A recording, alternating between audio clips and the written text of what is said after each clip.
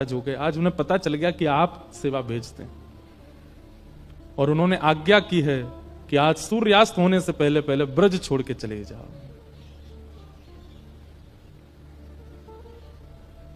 रसिकदेव जी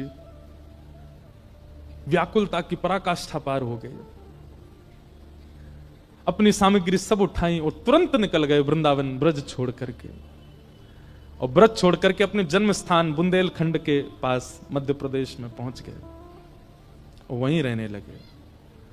अब ना तो सेवा कर पाते हैं, ना सेवा पहुंचवा पाते हैं, कुछ नहीं करते, केवल वहां बैठे बैठे मानसी में गुरु का स्मरण करते हैं नित्य। अपने गुरुदेव का त्याग नहीं किया। नित्य मानसी में प्रिया प्रियतम और प्रिया प्रियतम के चरणों में बैठे गुरुदेव, और इन तीनों की उपासना करते हैं श्री रसिकदेव जी महाराज। अब तो वर्षों बीत गए, वृंदावन देखा भी नहीं रसिकदेव जी ने। कुछ वर्ष बाद श्री नरहर देव जी बुंदेलखंड यात्रा पर गए, और जैसे ही बुंदेलखंड यात्रा पर गए तो पूरे बुंदेलखंड के वैष्णव समाज इकट्ठा हो गया। सबने खूब स्वागत किया। इतने बड़े रसिक संत आए हैं वृंदावन से।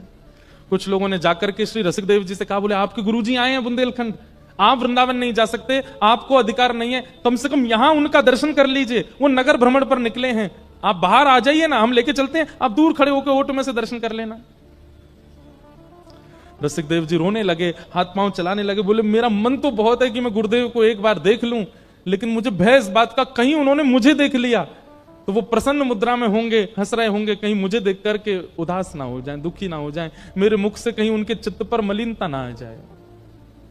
सुनो, तुम जाओ और गुरुदेव को देखना, उनकी रूप माधुरी का दर्शन करना, और उनके नेत्र कैसे लग रहे हैं, नासिका कैसी, कान कैसे, चरण कैसे, और जब वो चल के चले जाएं उनकी रज ले आना। ऐसी गुरु निष्ठा कि केवल सुन लीजिए, आज तो देखने में मिल भी नहीं सकती।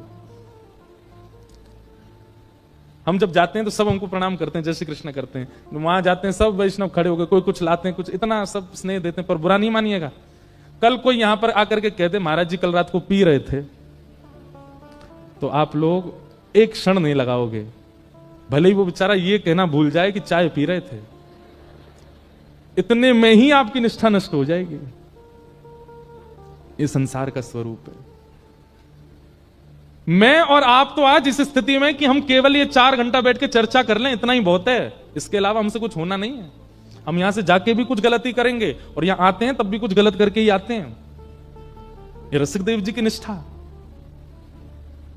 ऐसी निष्ठा जीवन में नहीं आ सकती हमारे चित्त में। अपने परिकर से बोलते हैं, जाओ गुरुदेव के नेत्र कैसे हैं, गाल कैसे हैं, कान कैसे, नासिका कैसी,